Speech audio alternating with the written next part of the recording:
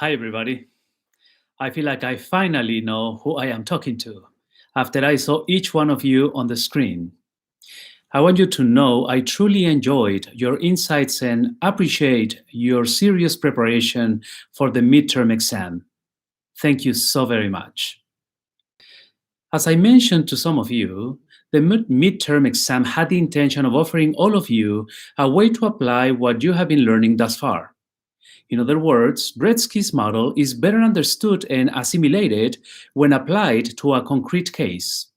I hope that by now, all of you know that using the Bible or natural law alone is simply not enough, and that attending to the concrete context, both yours and that of the person with whom you're talking, as well as the role of conscience, is a better way to help someone make a prudent decision. The remainder of our course will consist in deepening our understanding of how to apply moral theology in a morally complex world. For that reason, today we will address moral discourse, or how to engage conversations of consequence. According to Bretsky, in order to navigate the at times turbulent waters of a morally complex world, to arrive at common ground, we need to apply casuistry in a pastorally sensitive manner, or to do casuistry with a human face, as he says. In other words, in a morally complex world, we should not seek to divide and conquer, but to unite and reconcile. We should seek to offer an effective pastoral response instead of winning an emotionally charged debate. We should offer a word of hope and encouragement instead of a word of judgment and condemnation. In order to do this, Bretsky invites us to evaluate our moral discourse by using the 6 C's of moral discourse. In other words, a good moral discourse must be 1. Comprehensive. That is, be the result of a commitment to a thoroughgoing moral analysis that takes into account all the morally relevant features and principles. 2. Comprehensible. That is crafted and expressed in such a way as to be perfectly understandable to our target audience. 3. Coherent or consistent. That is, exhibiting both internal, logical coherence that holds our arguments, principles, and analysis together, as well as external consistency on our moral positions regarding all issues. 4. Credible. That is, able to be believed by people of sound mind and goodwill. 5th, convincing. That is, able to show both that the arguments or positions we advance are more than merely credible, they are in fact true, and that we can speak convincingly to the heart, so that those who accept and serve the truth will commit to embrace them. And 6, Christian. That is, springing from a sacred claim which is found in the story and message of Jesus, and which speaks in a compelling way to our convictions and actions based in the following biblical themes: God's creation, God's grace, sin, forgiveness, conversion and reconciliation, the cross of Christ, redemption, resurrection, eschatology, and community of discipleship. In sum, a Christian approach to moral discourse uses compassion, patience, mercy, forgiveness, and reconciliation as its guiding criteria. This demands that our discourse strives, 1, to state our position and their underlying positions as clearly and cogently as possible, which includes openness to input, confirmation, testing, and/or debate. 2, our discourse strives to report accurately the counter-arguments and positions of those with whom we disagree, using the Ignatian principle of presupposition, that is, to state their position fairly, completely, and honestly, with openness, sincerity, reasonableness, and charity, before moving to correction. And 3, our discourse strives to treat those with whom we disagree in a credible and respectful manner, avoiding caricature, belittling, vilification, and silencing. According to Bretsky, there have been 4 basic types of moral discourse throughout history. Each one has had a special perspective to offer. Hence, no one type is a standalone. Instead, they ought to be used in an integrated fashion. Let's look at each one of them. First, we have the prophetic type. It is an indictment or denunciation of the current general situation, as well as usage of utopian or eschatological ideals. It is aimed at moving the hearts of listeners to admission of guilt and commitment to change and conversion in hopes of a better future. It is expressed in passionate language, metaphors, and symbols such as harlotry and infidelity, or the breaking of bondage and God's reign. And it needs to be checked against facts and figures and political analysis. Prophetic type of discourse is very much a moral discourse used during Lent. The second type of moral discourse is the narrative type. It gives us a sense of who we are as community and sustains our moral identity by recalling our history and shared traditions.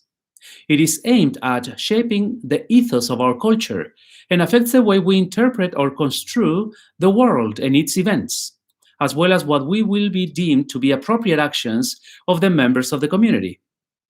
It is expressed in compelling narratives or analogies that provide nuanced and subtle illumination, both of what is at stake and of what conduct might be most appropriate. These narratives stimulate our moral sensibilities and affections. And it needs to be checked against moral rational analysis and admit that all of us belong not to only one, but to several communities.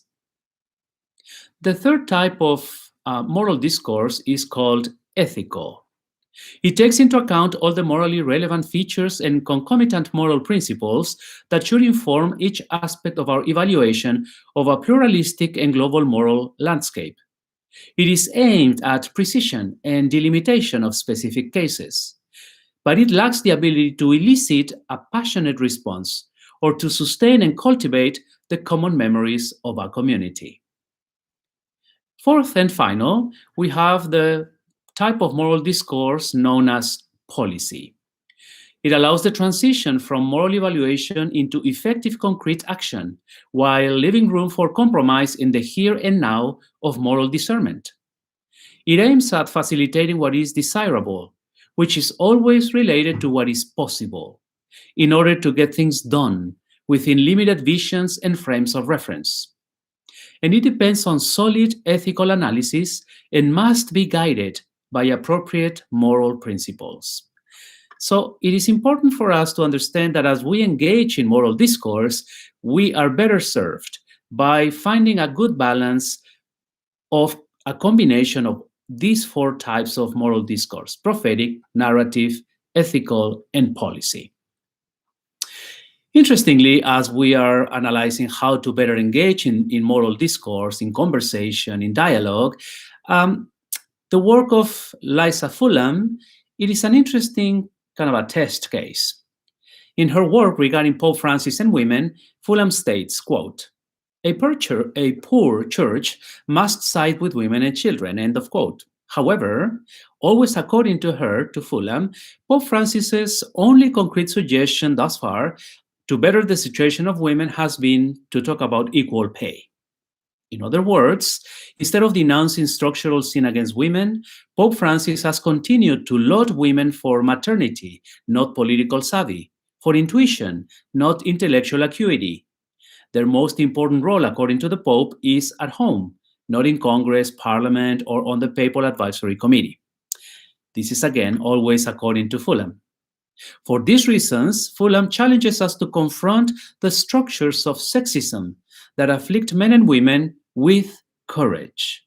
According to her, quote, we need the courage to listen with an open heart to the experience of women, the courage to name and redress historical and contemporary acts of violence against women, and to name and eliminate the structures that justify that violence.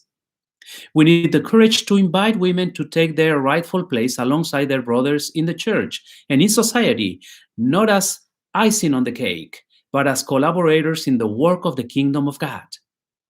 We need the courage of trusting in the Spirit of God, that the Spirit will be with us always, leading us, consoling us, and encouraging us as we work for the justice in the world for which Jesus lived and died and lives anew. End of quote. Interestingly, much has happened since Fulham published her work on Pope Francis and women. For example, on December 2016, Pope Francis appointed Barbara Yara as director of the Vatican Museums. On July 2019, the Pope appointed Christiane Murray as a deputy director of the Holy See Press Office. On January 15, 2020, Pope Francis named Francesca Di Giovanni Undersecretary of the Vatican's Secretariat of State, section for relations with states.